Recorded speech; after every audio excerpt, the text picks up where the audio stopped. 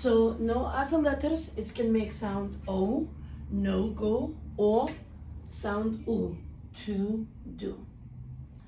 And two very bizarre situation, like the letter O in this case, making two sounds, wah, one and once.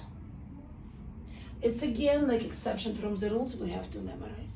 Here comes very interesting. If man is singular with A, so this is woman, singular, woman, then the letter O makes sound U. But if this is E and it's plural, man, then letter O makes sound I. So this is not anymore woman, this is becomes women.